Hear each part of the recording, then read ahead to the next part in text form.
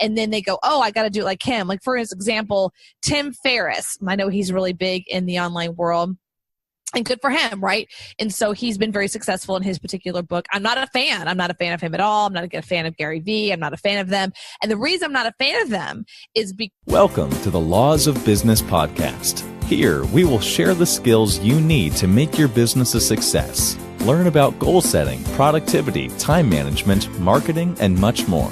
Hear inspiring stories with today's best business leaders and join a hub of thousands of passionate entrepreneurs across the world. And now, here's your host, Jamil Jama. Hello again and welcome to another episode of The Law of Business. I'm Jamil Jama and I interview entrepreneurs that can help you to start and grow your business. And today I have a real awesome guest all the way from Texas, Heather Havenwood. Heather Havenwood is an author of the book Sexy Boss and another book, The Power of Guesting, podcast guesting. Was it? Sorry, where's it, please, Heather? It's called Power Guesting. Power Guesting. Sorry, I just discovered that book today, everybody. And Heather Havenwood is a podcast host and a marketing coach. And Heather Havenwood tells us how you can grow and start an online business. So it's a real pleasure to welcome Heather Havenwood. Heather, how's it going? Good. It's going well. Thank you for having me, Jamil. Thank you for being here, Heather. First of all, Heather, wanted to ask you about taking action because you're a massive action taker. And unfortunately, most people are not massive action takers. And there's a quote, to know and not to do is not really to know. Basically, that means if you don't put your knowledge into use, then it's the same as not knowing. And unfortunately, many people have this problem. So, Heather, what is the secret, if there are any, to taking massive action? What's the secret of massive action? If there are any, yeah. Yeah. So here's the secret. Take action. I mean, honestly, here's what people come up with. They want to know if the action that they're taking is going to produce the exact results they want. And they get into procrastination. And what I say to them is stop it and just do it. You don't know until you actually start the action, right? So people go into this phase of like, I want to know the exact action to take to get to that point, right? And it's not how life works. So if you asked let's just say someone who's extremely famous, a Jennifer Aniston here in the States, or Sandra Bullock, or Matthew McConaughey, these are, big time, or even Donald Trump. I mean, whoever you want to pick, the life is not linear. So when he would start, let's say Donald Trump, I'm sure 30 years ago, 20 years ago, he was even asked about, being a presidential candidate. He was like a no. So it's like, as he moved through life, things altered. Things changed. He wanted to be obviously very successful in real estate, but it wasn't a linear thing there as well. It's like you've just got to keep going and get started. And as you move through the actions, things come up for you to deal with, right? So part of this process is that I see in entrepreneurs is they get stifled in, they have to do it a way or the perfect way. And a lot of that is because people go out there and go, I'm successful at, and you got to do it my way. This is how I did it.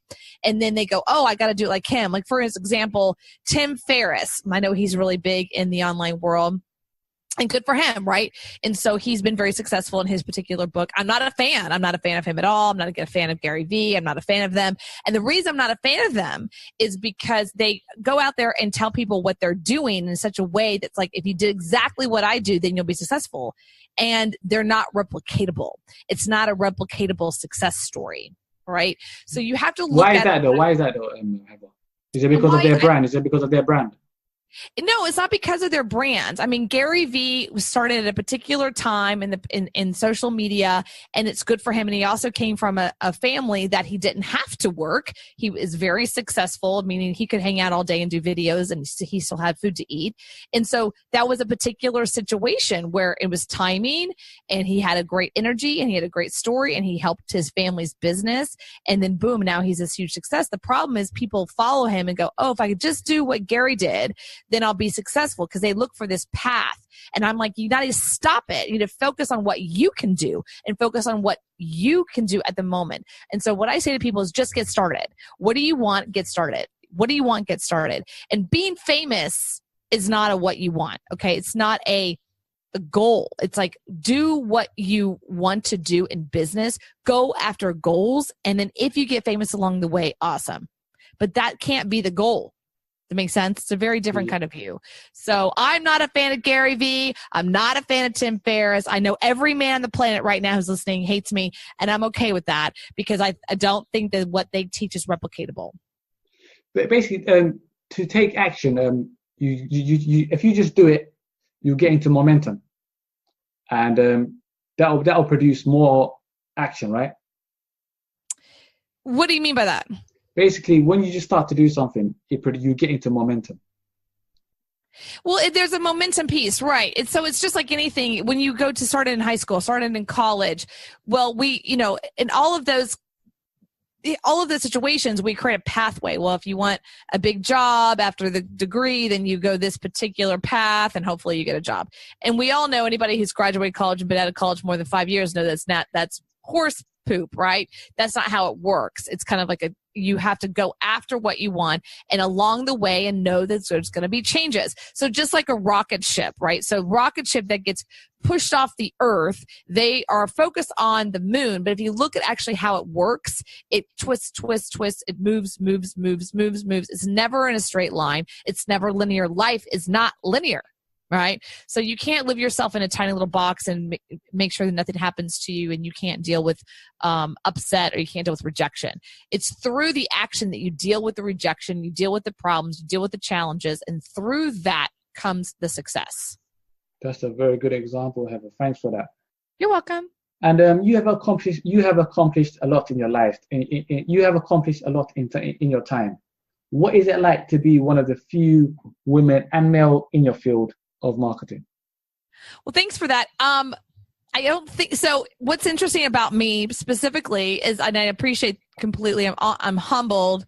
I don't think I've accomplished that much. Like, I'm constantly pushing myself beyond what I feel comfortable at, right? So right now I'm in the middle of a course I'm taking locally to be a comic, right? Because I'm not funny. I'm not. So I'm like pushing myself. Where can I push myself to a realm that is very uncomfortable? And that's where I'm at right now, right?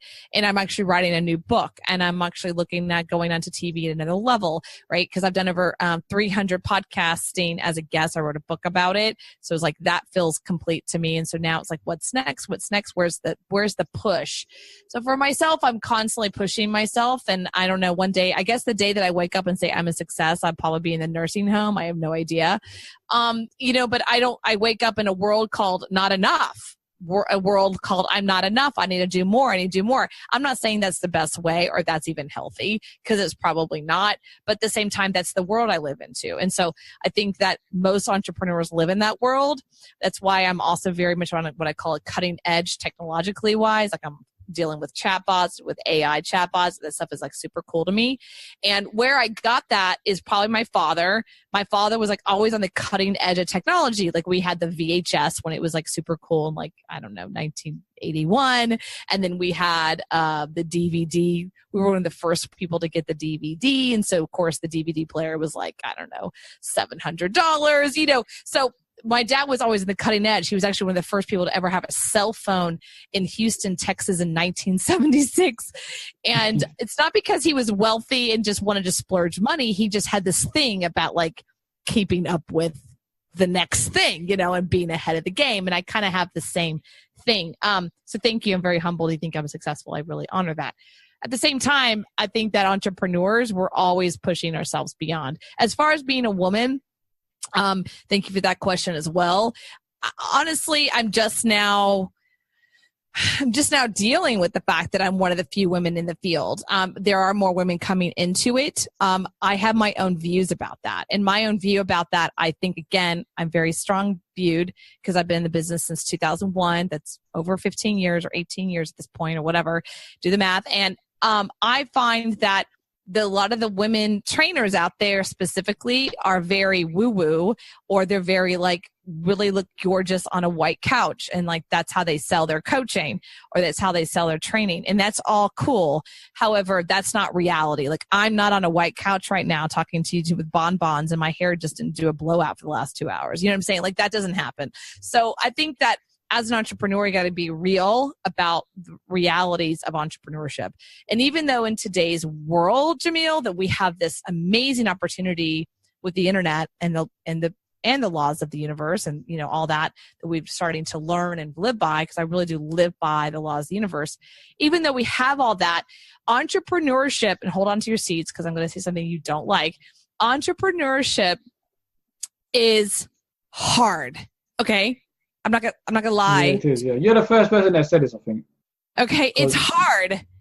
Okay, and I tell people all the time who are like, "Oh, you know, that's so cool to be an entrepreneur. I want to be that." And I'm like, "No, you don't." Like, I'm an entrepreneur because I'm 100,000% unemployable.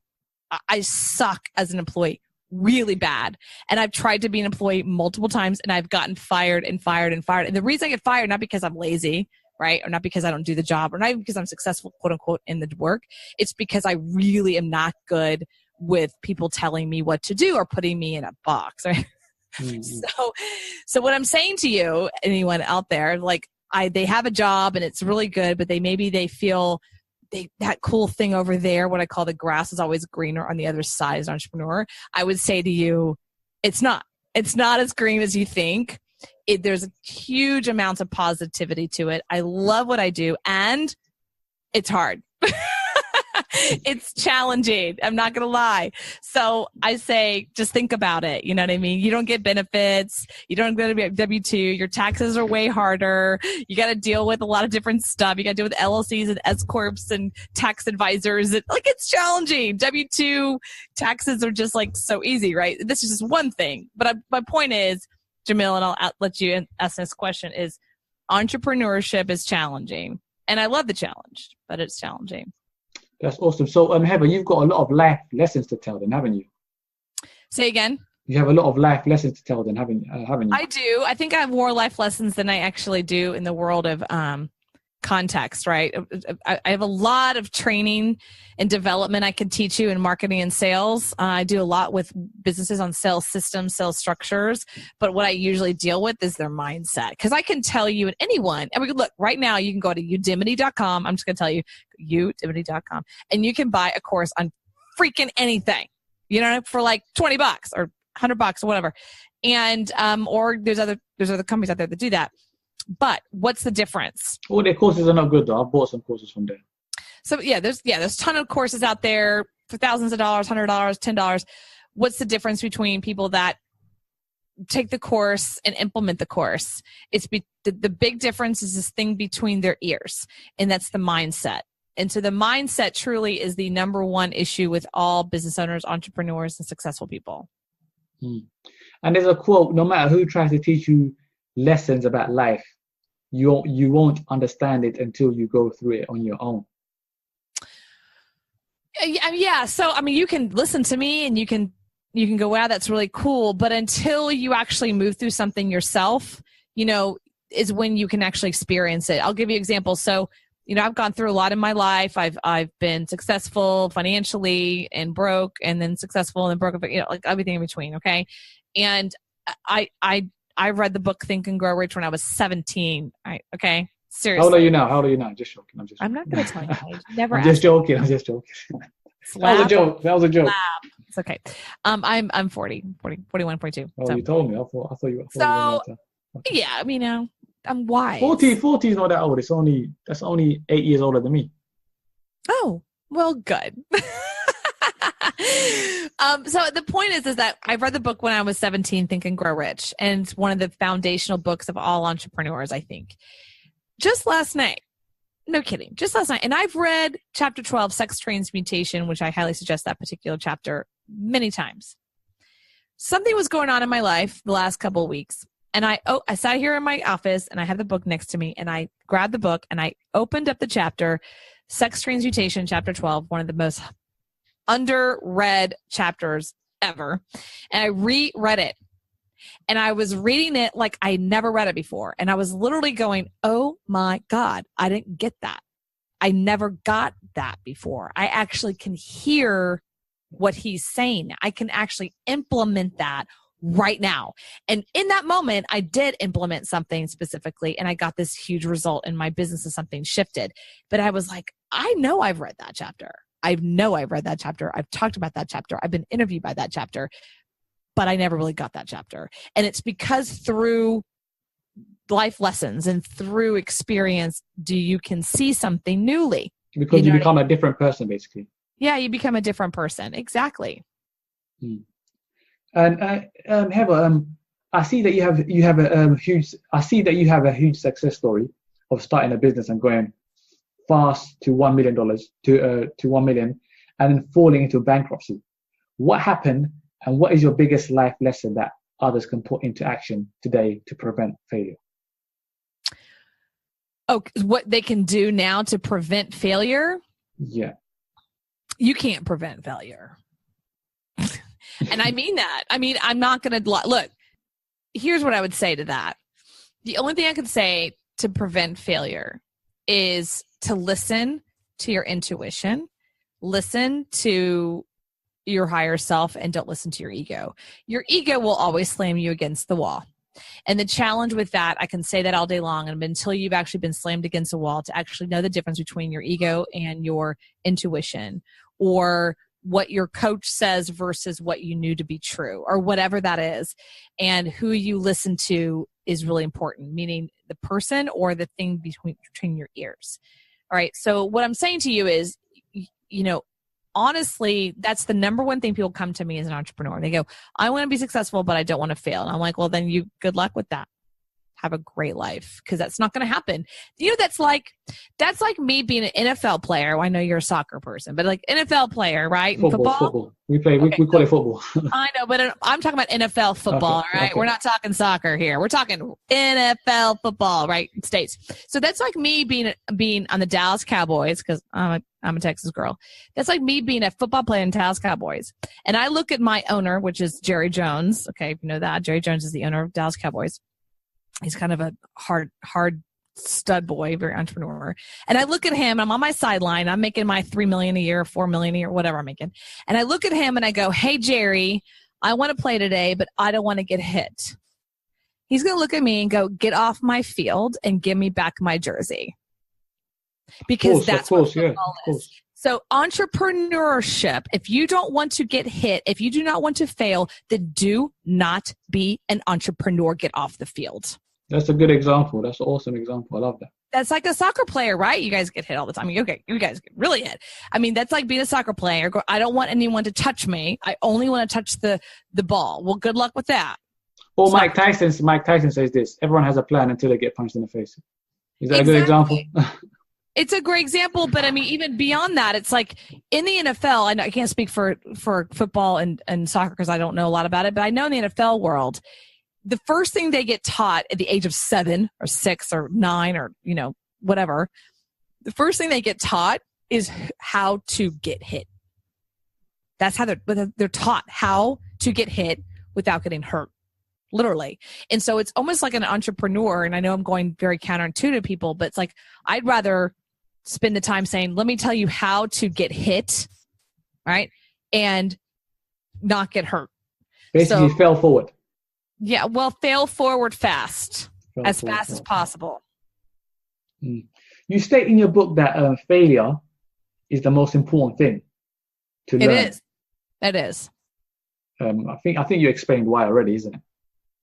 Yeah, it's just like NFL, football, again, going back to sports because it's easy. I mean, any sport, you can do golf, soccer, it doesn't matter. But any kind of sport, Olympian, we just had Olympics that just happened, right? The Winter Olympics. All of them have fallen. The only way you can learn how to get faster, better at is to fail. Fail forward fast. It's the only way. Like, it's a human condition, right? So it's like, and same thing in business. It's the same thing. If you were a lawyer, how do you learn to win cases? You probably fail at a few first, right? It's everything in life. The challenges with entrepreneurship is that there's this kind of weird sexiness to it. And people think that, oh my God, I just need one business and like, boom, sorry to interrupt you, Heather. Because we're on a subject of failing and entrepreneurship. Most businesses fail 3 times before they finally become successful, according to statistics. I think it's more than that, but I don't know. I know in my experience, I've heard stats like, 90% of businesses fail. I have no idea. I know in my experience that's been pretty true. But before they have a breakthrough, before they build a successful businesses, they had three businesses before that failed, and then the fourth one was successful on average. That's what, according to some statistics. Oh, I'm sure. Yeah. So, is there a question? No. We're just talking about failure and entrepreneurship. Yeah, no, that's it's very part true. Of it. It's part of the process. I mean, it's really part of the process. Another person I don't really care for, I mean, I appreciate his platform. I'm sitting here looking at it now, is Facebook. And the reason why is because a lot of times now, not so much, but years prior, people are like, oh, I want to be like Zuckerberg, where they just sit in a dorm room and they build out an app and boom, he's a billionaire. Well, he just lost $80 billion yesterday. So, I mean, yesterday, what happened? I'll check that. I'll check that today. Yeah. So what's happening is there's a big, huge blow up happening right now, and he's going to be in front of Congress, United States, and so there's a big blow up going to happen. He'll be fine. Believe me, he's fine. He's not going to be in the streets. But the point is that he's just now kind of going through failure, which is weird, right? Because he's such a huge success. But you can see it in his interviews right now. You can see it in his body language. He's very uncomfortable with failure. But like a Steve Jobs, he's no longer with us, Apple, when he went through a lot of his turmoil, he went through a lot of turmoil at Apple, being kicked out of his own company. That's messed up. I watched that movie. Yeah, but the point is that he got comfortable with the failure. And so when he got back on stage, or when he came back to the company, he was super yeah, whatever, because that's part of it. He had failed so much to even have Apple happen. By the time that whole story came out about how he got kicked out of Apple and then pulled back, that was it was a hit, but it wasn't a hit. It was okay, all good, Yeah. So it's through the failure that you get stronger. Sorry to go off topic, but talking about Zuckerberg, I'm not a fan of Facebook either. I'm on there every day, but I'm not a fan of Facebook. I think Instagram is much better. I know Facebook owns Instagram now, but Instagram is doing much better, I think. Yeah, I don't have a saying like a dog in the fight really at this point. I'm just looking at the overall, as an entrepreneur, because I watched Zuckerberg's body language lately when he did the CNN Money interview, which was like a week ago or so, since we're talking about it. And I was watching his specific body language, and he is so, oh my God, he's like zero for a billionaire. The guy's a billionaire. He's got zero confidence. It's really interesting. He sweats. He's talking like that. He stumbles over himself. He's not confident. So it's an interesting view. And I've actually watched some videos of people that are experts in body language. And I was going to ask you about body language, actually. I watched a couple of videos of, 3 or 4 different body language experts. One of them specifically I watch all the time. She's really, really good. And she did a breakdown of his body language. And she's just like, God, he's so, he's just so, he's lying. And he is. And so we don't know what he's lying about. And, I'm not going to go down that road. But the point is that for a billionaire, dude, the guy's a billionaire. He can stop working. He can go to Mai Tai. He can hang out at Tahiti, right? He can really just go away and he'll be fine for the rest of his life. And yet seems he has to be the face of it for some stupid reason. The guy is very insecure. And so my point is that I think that insecurity comes from, he didn't have to have the hits like a lot of people do, versus let's say somebody who literally is NFL or is a soccer player, and they've had a up and down career and they've had a lot of hits, and then after they're retired or whatever, they go back into the world, they have this confidence. Michael Jordan's one of them. There's a ton of athletes that are extremely confident in who they are, mainly because they've been hit a lot. You know what I mean? I think failure is a part of the process. Definitely. Talking about body language, Heather, do you also teach people how to read body language? Because all entrepreneurs should learn how to read body language, right? I'm definitely a student of it, and I have been my whole life. Since 2001, I started traveling the country, doing seminars around the country, doing one-on-one, face-to-face sales. So you have to learn quickly body language. You have to learn quickly eye connection. You have to learn quickly energy reading, reading people. I've been doing it and learning it since then. I'm very aware of being around people, and I nowadays with video and camera, there's a particular person on YouTube who this is all she does. Like, she literally busts out a video almost once a day, and I really love her work because she does interview. Somebody will do a video, usually Trump or big names, Trump or Zuckerberg or, some big names. She did one on Stormy Daniels lately, whatever the hottest thing is. She'll also do Kim Jong-un. She'll do the Chinese prime minister, some really big people. Kim Jong-un, okay. The billionaires, basically. Yeah, well, Kim Jong-un is the head of North Korea. So I don't know. Oh, yeah, sorry. I got him mixed up with the guy who owns Alibaba. No. Kim Jong-un, the communist North Korea. I know. I just got mixed up. Sorry. It's okay. And she did his sister. I mean, she does all these people.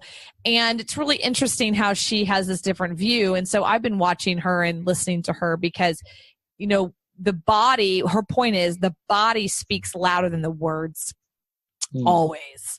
Going back to Steve Jobs. Yeah. The reason why entrepreneurs need to learn body language is because they've been ripped off so many times, isn't it? Like what happened to Steve? Because they've been backstabbed, betrayed. Like what happened with Steve Jobs. He got kicked out of his own company. Okay, so there's two parts to that question. I think all entrepreneurs need to learn body language because it helps them in life. And then as far as Steve Jobs, I don't know if learning body language would have helped him in that situation. I think it was a lot of different backstabbing situations that was going on in the background from a money perspective, and they wanted his technology. They wanted to. But if he could read their body language, he probably could have avoided that. I don't know if he was around them or not. Probably, most likely. So the reason why entrepreneurs need to learn body language is because it will help them in business, because they'll know who to work with and who not to work with, right? Well, yeah, it also helps them with their relationships at home. So it helps with everything. It helps with everything. Yeah. I think all men need to learn it. When the woman goes, I'm fine, and you see her body completely go, and she's not fine. And they're like, she said she's fine. I'm like, dude, did you see her body language? Come on. She's pissed. You know what I mean? So I think it helps in all areas of your life. But it's something that it's a lost art at this point, mainly because of social media. And so I think that watching this specific person on YouTube, you can just type it in. What's their name? Sorry. I don't know. I don't remember her name. To be honest, I don't remember. I just type in, I'm a subscriber of her channel. Like, the name is totally escaping me. But more and more people are talking about body language now, because Ty Lopez is talking about it. You must know Ty Lopez. He's everywhere. Yes, I've met him. You met him. And Patrick Bet-David, he talks about body language as well. Yeah, probably. So more and more people are talking about it now. Yeah, makes sense. It's a big topic right now. Yeah. And talking about, we haven't even talked about marketing. Unbelievable. So we have to talk about marketing because we don't have much time left. And Heather, there's a quote: marketing is no longer about the stuff you make, but about the stories you tell. That's a Seth Godin quote. What is the best strategy for 2018 marketing? Community and conversation. So the two things you have to be focused on in your business is community and conversation. Are you building a community around your brand or your company or your product? Number one. And number two, are you in a conversation with your client or customer? And if you're a no on both of those, then go do that now. So community is really about community. So Facebook groups are huge right now. Just one-way community, maybe doing a meetup, that's a community. People want to be a part of something. So the more high-tech we go, the more high-touch we want as a human being. So that's part of the process. People want to build a community around a brand. So, Nike's done that. Facebook obviously has done that. Amazon's even done that. People feel like there's a part of a community. We have a lot of companies here in Austin that are co-working spaces. So that's a big one. So people want to be part of a community. Then there's conversation. So I work a lot with AI chatbots, and AI chatbots are basically learning the behavior patterns of your customer and basically preempting the question before they even ask the question, and learning the behavior patterns and the human interaction so you can actually start to ask them the questions they want to be asked, and you identify what their challenges are and then serve them the right products and services. And that's what chatbots are. That's just nutshell, right? They're not going away. They're huge. They're going to get bigger, and I feel like it's right now, it is the beginning. So I remember when Facebook came out, I've been on Facebook since 2007. And I remember when it first came out and Twitter first came out. I was on Twitter in 2008 or 2009. And I remember people like, oh, this is just a fad. And I'm like, no, it's just not going away. You're just going to have to deal with it. Just deal with it, deal with it. One of those things about Facebook, I think that people don't get is that the reason why it's so successful, Twitter is not as much. Twitter's used a lot, but it's not as successful. It's because Facebook creates community. Twitter can't do that as much, right? LinkedIn can, but again, if you call the 800-pound gorilla in the room, Facebook has this ability to really create community. And that is why they are still the 800-pound gorilla. They're always going to be the 800-pound gorilla. And no matter how much they kill Zuckerberg in the spotlight, it's still going to be number one. It's not going away. Awesome. So, Heather, what do you think is the number one skill every entrepreneur should learn in today's world? Because there's a quote. I don't know who made this quote. I'm making a lot of quotes, aren't I? Earning an education is not the same as gaining a skill set. What is the number one skill set every entrepreneur should learn in today's world? Copywriting. Copywriting. Yeah. Is that what you're going to say? Copywriting? Yeah, that's what I said. Copywriting. You're not going to go further into it? Well, do you want me to go into it? Yeah, why copywriting? Why? Okay, great. So I did an event called successmagnetseminar.com, successmagnetseminar.com. And the sales copy on it says the number one skill set every entrepreneur should learn is copywriting. And I brought together Joe Sugarman, John Carlton, Joe Polish, and John Benson. These people are some of the top well-known copywriters in today's online marketing world, and they were speakers at my event. Wow! So you know Joe Sugarman then? He's my business partner at the event. Awesome! I read his book. His book is wicked. He's also the forward of my book, Sexy Boss. So. Yeah, so he's a friend of mine, and we did the event. And the reason why we did the event was kind of a contribution to Joe. He's in his 80s at this point, and late 70s, early 80s at that point, 2013. You can buy the actual videos online, mainly because they're so powerful. I mean, you sat up there, and John Benson, John Carlton, Joe Polish, and Joe Sugarman sitting up there talking about their careers, and that their number one skill set they learned to even launch their careers or to make themselves that successful was copywriting. Like if it wasn't for learning that skill set, they would be nowhere. So I think that part of the process that all entrepreneurs should learn is entrepreneurship. I'm sorry, it's copywriting. Copywriting, yeah, awesome. Heather, it was real awesome having you on the show. What's your future plans right now?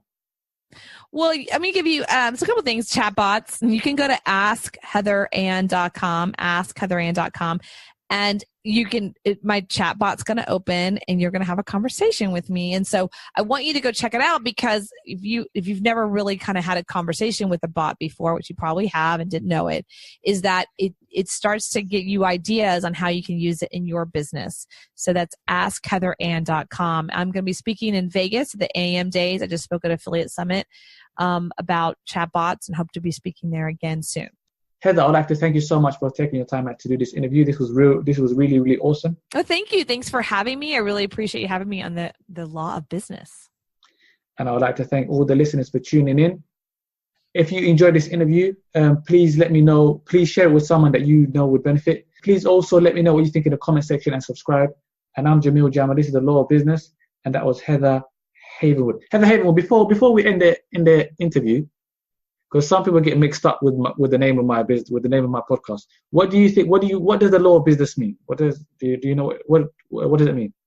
Yeah, for me, it's the laws of the universe, and understanding that the laws of the universe have a direct correlation and connection to the law of business. Perfect. So it's not a law firm. I'm not a lawyer. I'm not a solicitor. It's to do with entrepreneurship. That's funny. It's to do with the law. It's to do with the law of business.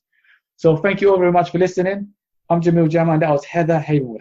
Have a wonderful day. Thanks for listening to the Laws of Business podcast. Find out more about us on thelawsofbusiness.com. Thank you for being a part of our journey.